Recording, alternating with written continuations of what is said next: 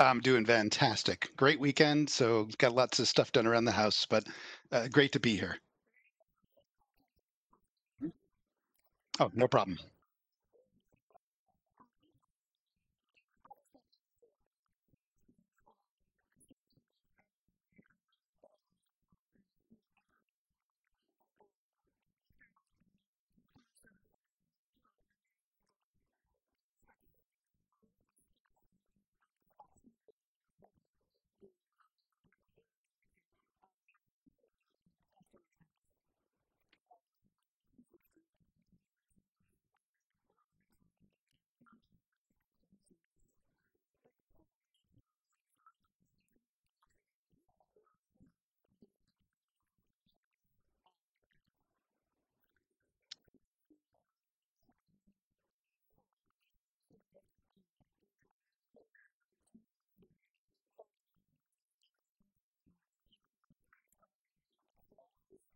Mhm,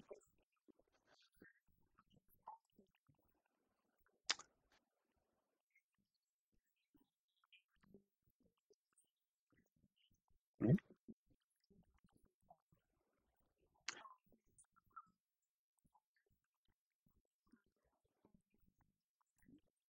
mhm. Yep.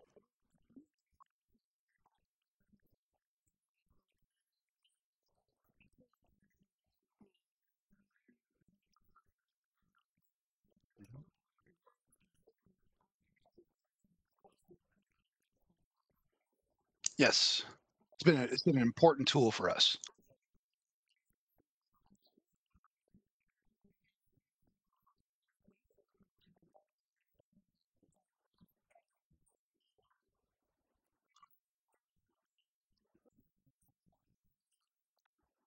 Okay,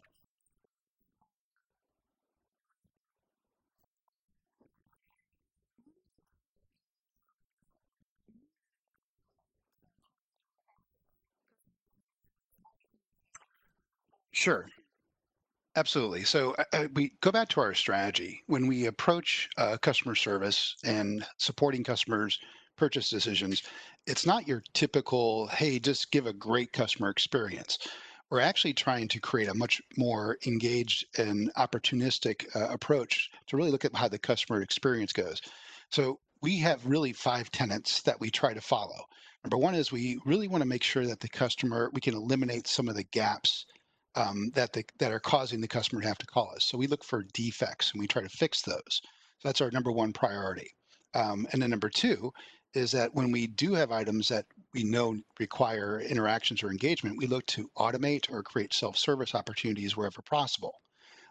It's been a big focus for us for this last year. Number three is that when they do actually get a hold of one of our agents, we want to provide an outstanding customer experience. So that means training, providing tools, providing the access to the information the agents need in a really digestible manner. And then last, and this is, I kind of view this as peeking around the corner, what's next? We're always looking for what's evolving, what's coming along. And I would say that I advise very much fits into that category of what's next for us as when we started to use it in 2019. So that gives you a little glimpse into our strategy and our approach on this.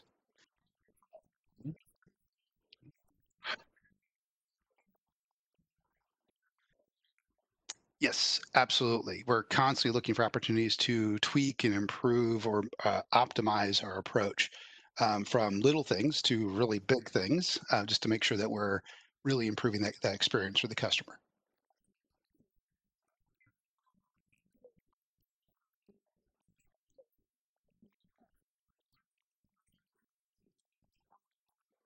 Absolutely. So in March 2019, we really dipped our toe into the water with iAdvise. Literally, we stood up, wanted to see how customers reacted to it, and just tracked it to see how it progressed. At that time, we were completely reliant on the iAdvise experts, which is their team that handles those contacts, because we didn't really know if we wanted to invest a lot into this.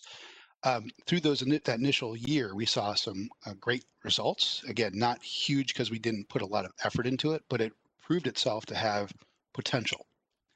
Come along into 2020, and some things changed, as we're all aware of, unfortunately. With the advent of COVID and its spread, and to the point where a lot of our retail operations were shut down, e-commerce became a central platform for Samsung. And we actually had a lot of agents. And what I mean by agents, they're sales agents in the stores who would help customers try to make purchase decisions on phones, TVs, home appliances, all those types of things. So we put a lot of effort into establishing iAdvise and we call it an e-promoter program, a core tenet of our operations at Samsung.com. We were able to grow tremendously through that effort. So we literally have three teams focused on supporting iAdvise. We have a group of the iAdvise experts, of course. We have our retail agents, which we actually brought in at one point a couple hundred. Actually, it was 300 to 400 at first. We narrowed that down to a smaller group to be more effective. And we also then have an outsource agency who's helping support some of the gaps, like overnight hours and so forth, to really help promote for the customer. And in those interactions, those agents really are able to answer questions and help close the sale. It's not a heavy sales approach. It's more of the helper or advisor who's there. I advise advisor, so that they can actually help the customer and answer questions. What we're finding is that from last year to this year, we've grown sales by 10x since we've been able to do this that are attributed to the e-promoter program. So it's been a huge advantage for us to really grow e-commerce. And from our operations point of view, we're viewed as a best in class in the world right now for Samsung. So other groups are trying to mimic what we're doing to try and get this type of traction. So it's been a huge help to us.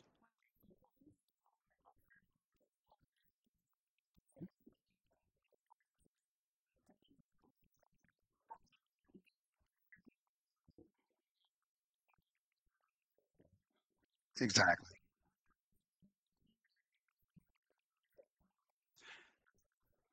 I think as we learned more about the tool and how to leverage it and how to train people and get more effective at it, we've seen the impact on our conversion rates, on our the customer satisfaction, and their net promoter scores going up quite a bit since we first started a year ago to where we're at today.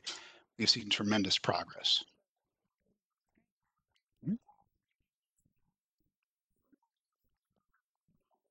Mhm.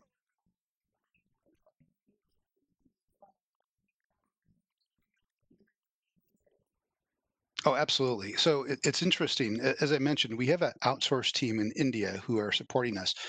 They're filling gaps. So, for example, overnight hours, we tend to have our retail teams focus, for example, on the weekends. And let me just back up. Our retail team comes in with a tremendous amount of experience and understanding of our products and the details on the technical side, which is outstanding knowledge. And so they're really great covering days and weekends. Our e-promoters are fantastic in evening. They tend to cover more of the evening shift.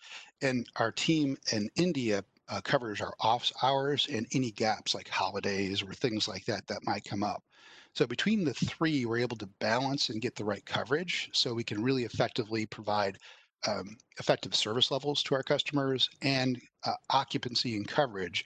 So we're on the site when the customer needs us, where they need us, and quite frankly, it's on their terms versus we're not available, and so therefore customers can't reach us through this channel. Mhm. Mhm.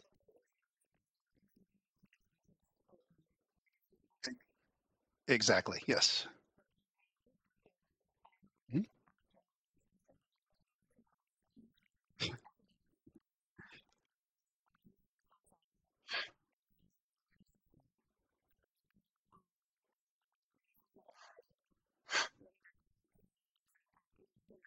Mhm. Yes.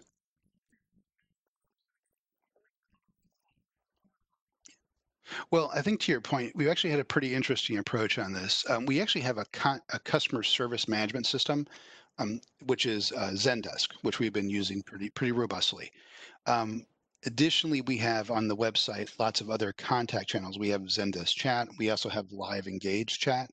So we have different options depending on where the customer enters our ecosystem and where they choose to engage with us at. One of the things that we've tried to do is build bridges where we can. So, for example, our knowledge base in Zendesk is pretty robust. We actually created ways to give access to pieces of content which were most applicable to our Zendesk experts, just as an example. Our internal team, obviously the retail team, already have ready access to that, but it was about giving the knowledge and expertise to a much broader group. One of the things we're really working towards is creating an educational program for everybody to go through and certification processes. So when they come out of the educational program, we know for sure they know X amount of content related to whatever the topic might be or product line they're looking at. So home appliances is a great example. We have hundreds of products, in home appliances. Each has features and functions which are unique and different. But for a customer, they're like, hey, help me with X. And so the agent has to pull all this information from the top of their head or give them easy access to here's your answer. And that's what we want to get is consistency and assure the agent can answer those questions so the customer can make a purchase decision, which is really critical. We've seen huge improvements in our conversion rate since we put the educational programs in place. And we've also seen CSAT go up tremendously, especially at our outsourcer and in the experts groups, which has been fantastic.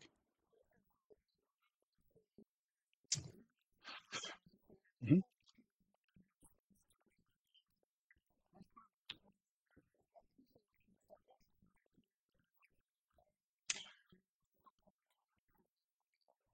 And to your point, one of the most important functions we've been leveraging is iAdvisor reports. So the reports, either through the dashboards and so forth, are critical to us because we're really looking to optimize and improve our how it works. And from looking at which rules are driving behaviors and driving customers to engage to conversion rates and by group. It's very different by organization or product division.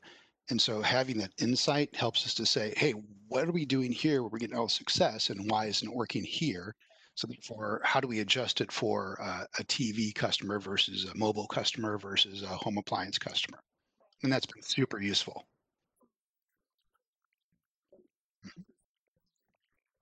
Correct.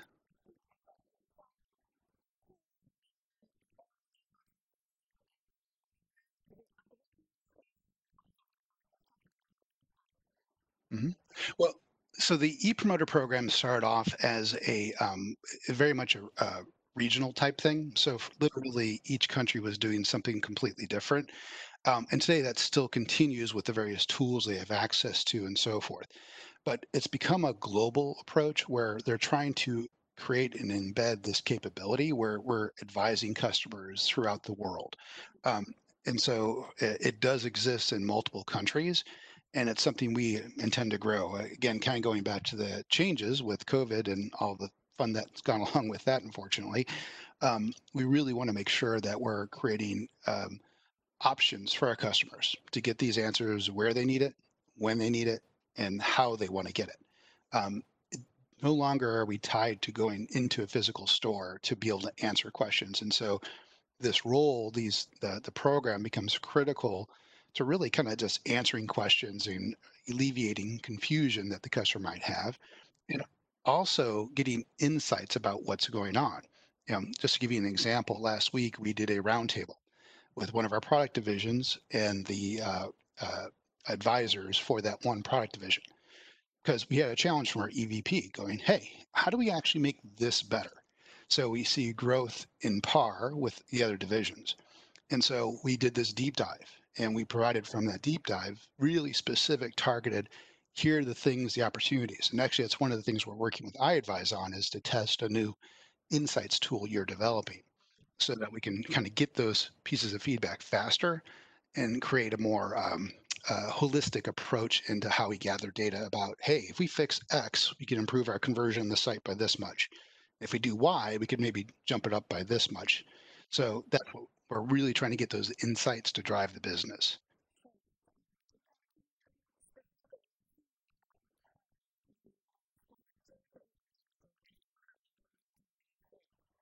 Mhm. I can't give all the details because we're actually going to present to the EVP this week on what we found. And it was actually fairly insightful because it was like, oh, there's the three things we should be focused on better. on our site than what we're currently doing. And this is based on what the customers are at. So we can,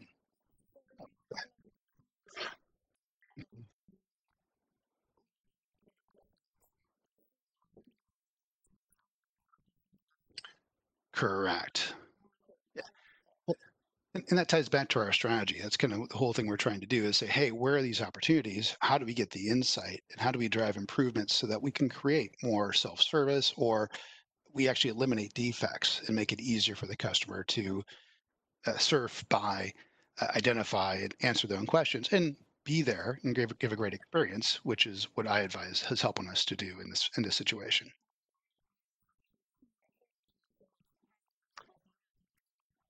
Exactly. Mhm.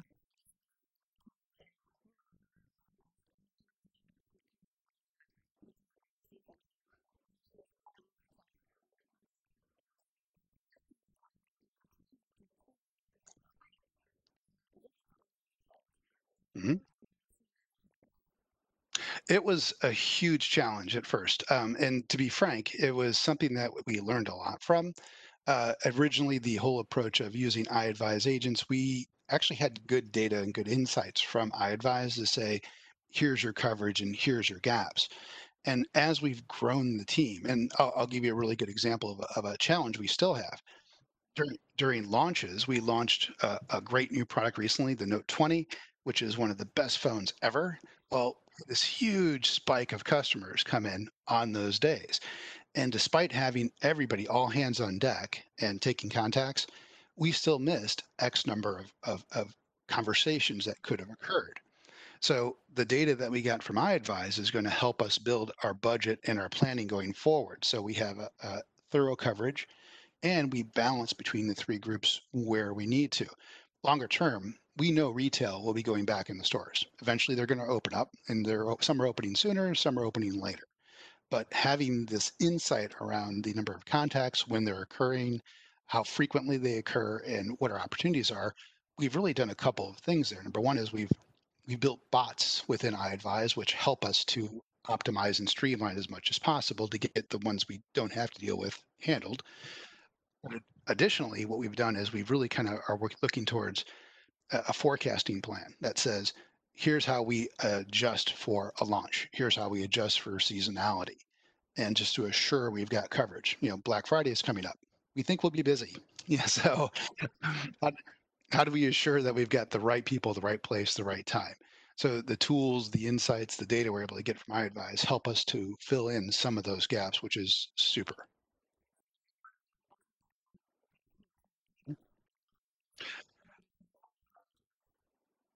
I'd also say that one of the things that's been fantastic about iAdvise is as we've come up with challenges and ran into challenges, we've been able to work with them to say, hey, we need to have this type of data set. We need this kind of information.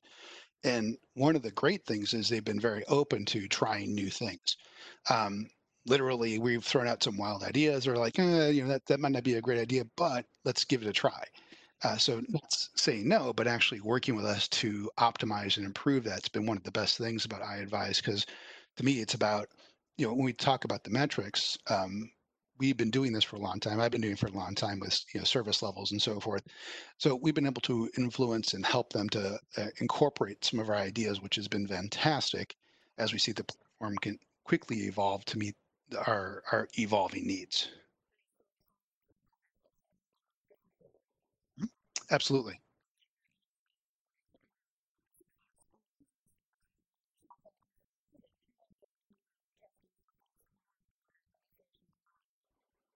It's been fantastic. The hardest piece was getting them to adopt from the face-to-face conversation they're used to the tool, but it literally took a day or two to get them used to it.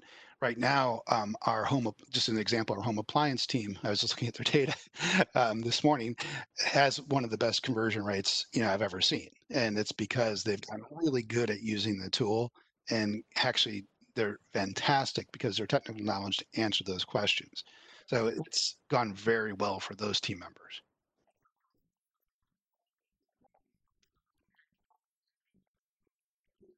Mhm.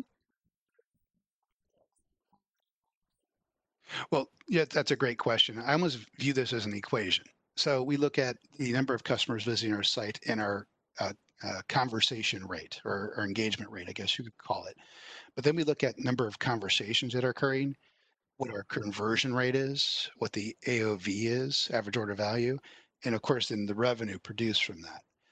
Additionally, we look very closely at CSAT. So this is especially important for our offshore partner because they're not as effective or have the lower CSAT. So it's helped us to target specific training and or opportunities for the various groups once we notice there's a gap in CSAT. Because it's not just about sales, it's about that relationship. And so we want to make sure we have the right balance between the two. And the data we're able to collect really helps to provide that, which is super useful. Oh yeah. I literally get probably about 15 reports per day just for my advice. So yeah. Yes.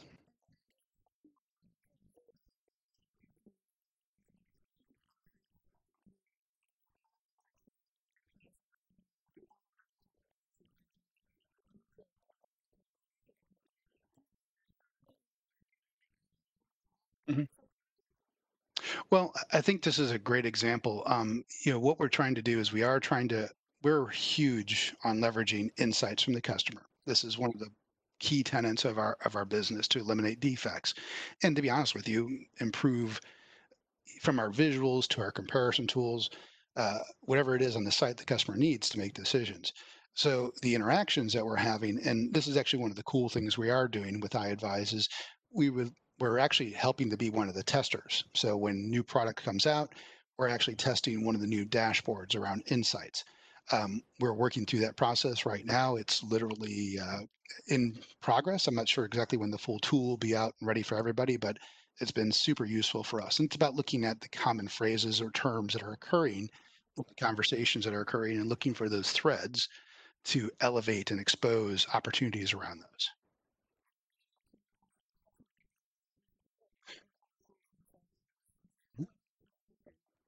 I absolutely agree. No, thank you.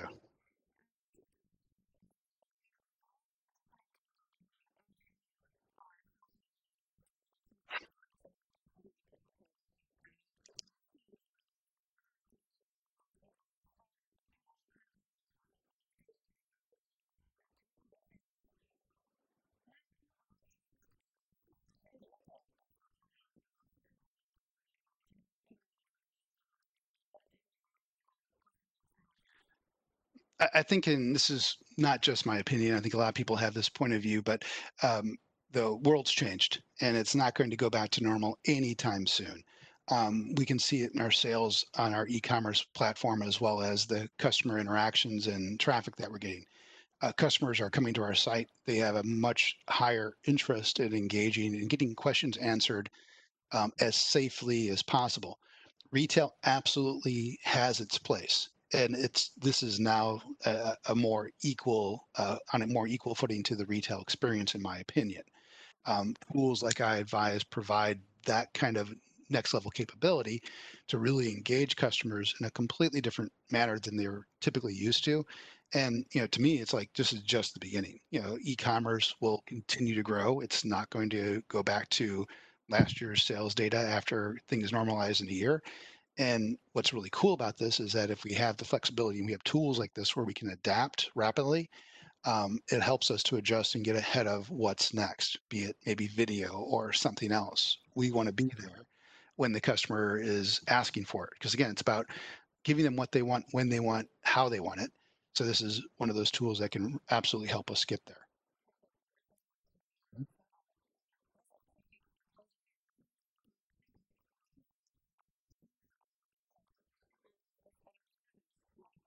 Thank you so much. Take care. Mhm. You too.